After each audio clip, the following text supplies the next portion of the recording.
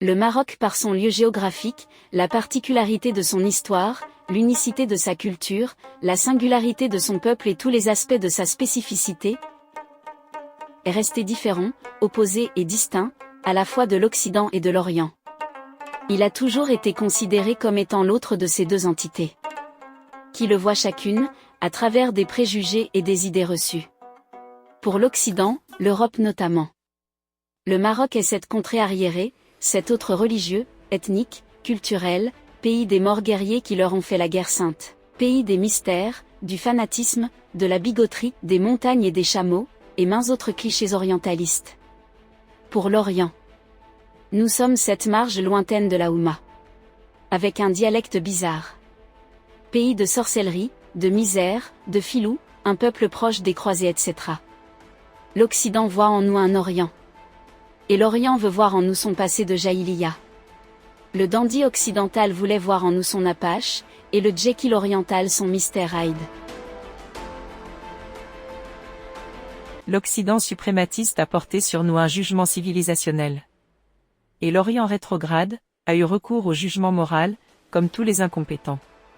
Mais ces deux conceptions étaient fausses. Car le Maroc n'était ni moins civilisé que l'Occident ni plus immoral que l'Orient.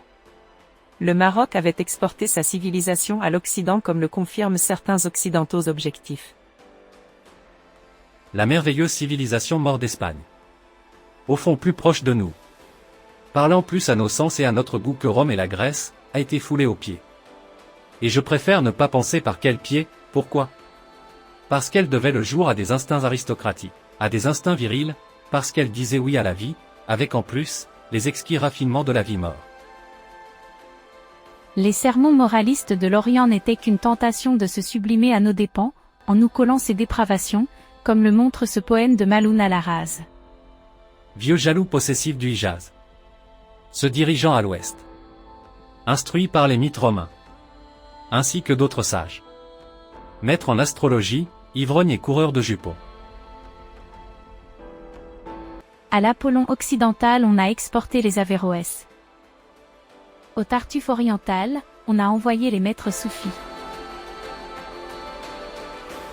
Cette double méconnaissance a créé chez l'être marocain un besoin profond d'être compris, reconnu comme il est. Un besoin de rectifier et de donner aux autres son vraie image. De rejeter les idées reçues concernant son pays. Ce qui a donné une importance à l'avis des étrangers à propos du Maroc. Le Marocain voulait cette reconnaissance et tenait beaucoup aux avis des autres à son égard. Ce besoin naturel et compréhensible a fini par créer chez quelques Marocains un culte de l'étranger, une sacralisation de cette opinion étrangère vis-à-vis de notre pays. Au début cet étranger n'était qu'un moyen pour une fin plus intéressante, qui est l'image du Maroc. Les Marocains voulaient cette opinion par amour de leur pays, pour rendre justice à leur nation. Mais après, ces étrangers sont devenus eux-mêmes une fin au point que quelques Marocains dénigrent leur pays pour ne pas les fâcher, le sentiment de patriotisme s'est transformé en une vassalité servile, un processus psychique étrange qui renverse la hiérarchie et fait que l'humeur de cet étranger devient plus importante que l'image du pays. À cause de cet éloignement et cette altérité, les Marocains ont trop respecté l'opinion étrangère sur leur pays, au point que l'histoire glorieuse de ce grand pays ne tient plus qu'au jugement de ces misérables venus d'ailleurs. Il ne s'agit pas ici des étrangers de grande renommée, comme les artistes célèbres et les hommes de goût, mais de vauriens. Exilés ou traqués chez eux, venus de pays qui ne valent pas la poussière du Maroc, et qui voient leurs avis attendus et ses éloges mensongers deviennent une faveur, l'étranger au Maroc tient sa valeur de son extranéité seule. Le Maroc a toujours été casé dans des appartenances qui ne lui convenaient pas. Des appartenances forcées et contre nature. Que ce soit l'Occident ou l'Orient. On nous a fait croire que le Maroc ne peut exister qu'avec, et au sein de l'un des deux. On nous a malicieusement incités à abandonner notre propre case marocaine, spécifique et originale, pour demander l'asile identitaire dans un ailleurs donné. On nous a imposé le faux dilemme de choisir entre l'Orient et l'Occident, comme si le troisième choix n'existait pas. L'Orient et l'Occident sont deux intrus qui s'arrachent notre identité sous nos yeux, tandis qu'une partie de nous encourage l'un et une applaudit l'autre. Ce sentiment d'autophobie politique a poussé les Marocains à s'identifier à l'un de ces deux mondes, et diluer notre identité dans l'un des deux réceptacles. Ce qui a crucifié notre mouvement et retardé notre essor. Le Maroc excentrique s'est laissé classer comme ordinaire. Le Maroc vivant s'est vu pétrifié dans le rigide. Le Maroc créatif était paralysé par les joues du bigotisme.